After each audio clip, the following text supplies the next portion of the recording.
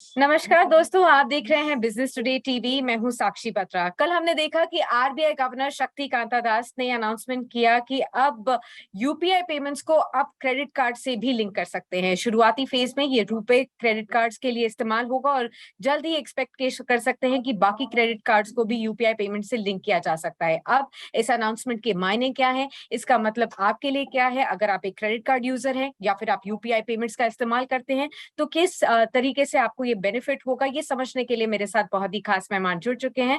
राज खोसला जी है हमारे साथ, founder and managing director my money mantra से। स्वागत है मिस्टर खोसला आपका बिजनेस टुडे टीवी पर, और बहुत बहुत शुक्रिया अपना समय हमें देने के लिए। थैंक यू साक्षी जी।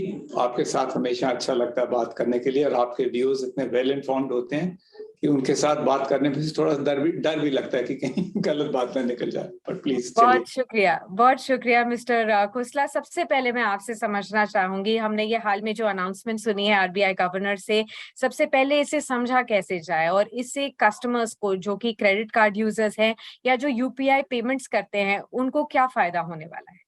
देखिए जी, पहली बात तो ये है कि रिजर्व बैंक ऑफ इंडिया ने बहुत ही अच्छा स्टेप लिया है कि क्रेडिट कार्ड को यूपीआई प्लेटफॉर्म के साथ लिंक किया। पहली चीज जो फर्क पड़ेगा, क्योंकि हाल में अभी तो वो सब लोग अपने डेबिट कार्ड या अपने जितने पैसे हैं उसी के साथ पेमेंट कर सकते थे यूपीआई प्लेटफॉर्म में, बट क्रेडिट कार्ड लाने से ये फायदा हो गया कि अब आप जब पेमेंट करें तो आप क्रेडिट में भी कर सकते हैं। लिहाजा कि जब कोई पैसे ना भी हों तब भी आप आगे पेमेंट कर सकते हैं अगर आपके क्रेडिट कार्ड में लिमिट है।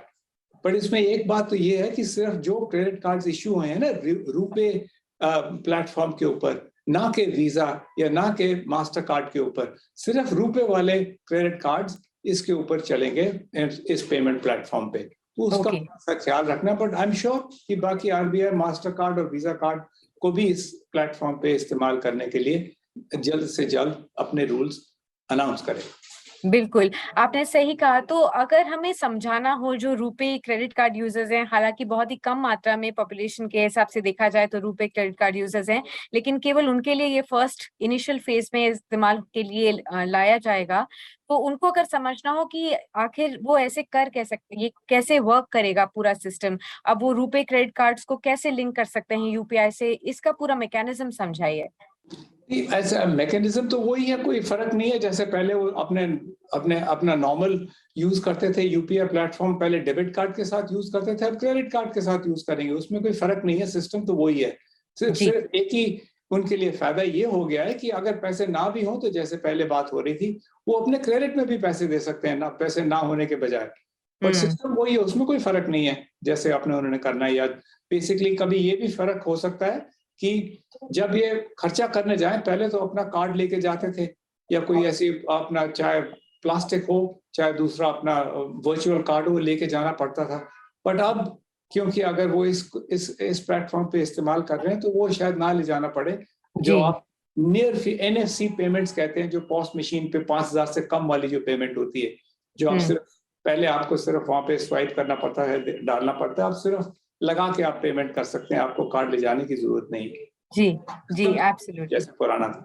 तो बस एक क्यूआर कोड को स्कैन करके वो इस्तेमाल हो सकता है और आपको जरूरी नहीं है कि आप क्रेडिट कार्ड लेके जाएं। तो ये डेफिनेटली एक फायदा है कि अगर आपके पास नहीं भी है क्रेडिट कार्ड तो भी आप यूपीआई पेमेंट्स कर सकते हैं। अगर आपके पास वो क्यूआर कोड स्कैन करने के लिए हो तो आप वो करके अपना लिंक करके भी इस्तेमाल कर सकते हैं। तो कन्वीनियंस बहुत ज्यादा लोगों के लिए बढ़ जाएगी, तो ये एक बड़ा पॉजिटिव है।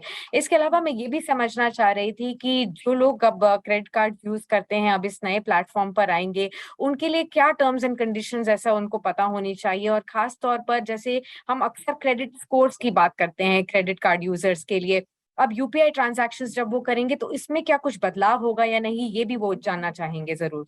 देखिए जी, पहले तो क्रेडिट स्कोर के बारे में बात कर लेते हैं। इसमें तो कोई बदलाव नहीं है। आप चाहे स्पेंड जैसे करें, आपने अपने क्रेडिट कार्ड का बिल टाइम पे जमा कराना है और अपना क्रेडिट स्कोर आपका अच्छे से भी बेहतर होता जाएगा। बट अब यूपीआई में आप पैसे खर्चे करें या कहीं और करें, वो तो अपनी जगह है, पर क्रेडिट स्कोर तो तभी ठीक रहता है अगर आप अपने पैसे टाइम पे जमा कराएं।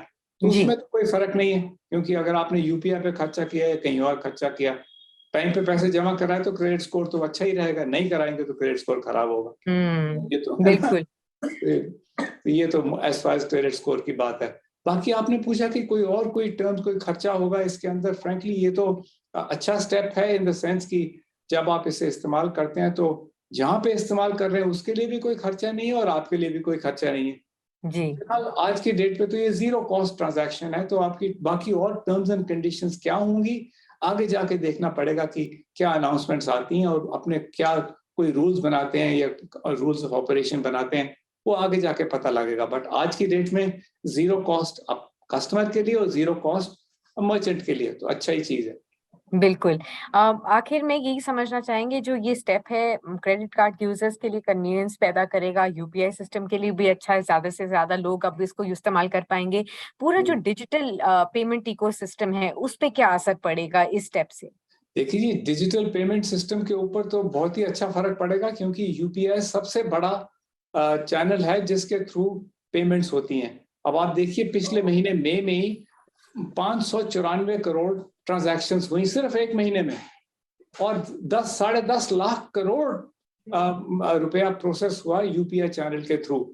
तो ये सबसे बड़ा इसका मतलब कि प्रूफ कह लीजिए कि जिसका ये है कि भी डिजिटल इकोनॉमी इंडिया की कैसे आगे बढ़ रही है और ये बहुत ही अच्छी बात है।